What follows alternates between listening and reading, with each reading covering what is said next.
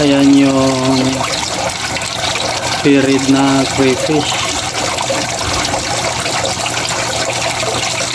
Kinakaskas niya yung tiyan niya.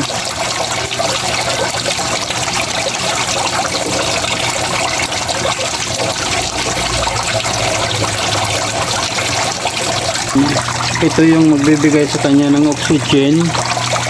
Tapos sa gitna may harang, nilagyan ko rin ng net dahil baka sakali kung bitawan niya na yung mga itlog, magkaroon na ng larvae, hindi maihigop ng submersible yung itlog dahil may harang na net din dito sa gitna.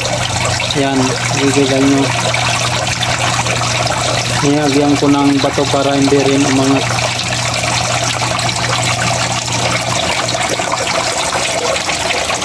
Yan.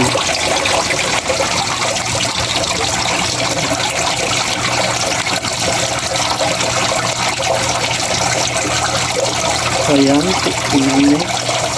Nakaskas na yung tiyan niya.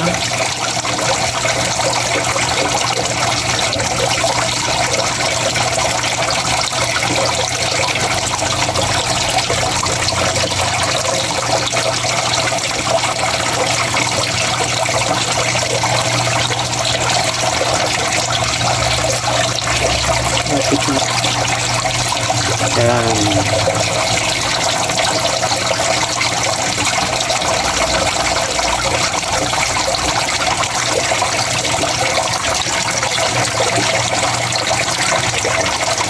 Pasilip lang itong ginagawa natin para hindi siya ma-disturbo.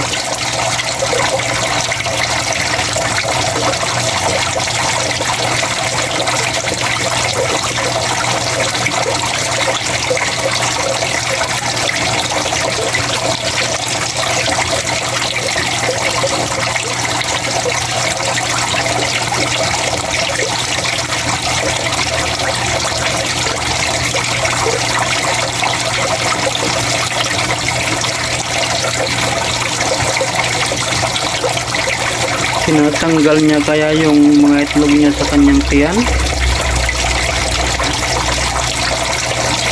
Ano sa tingin nyo?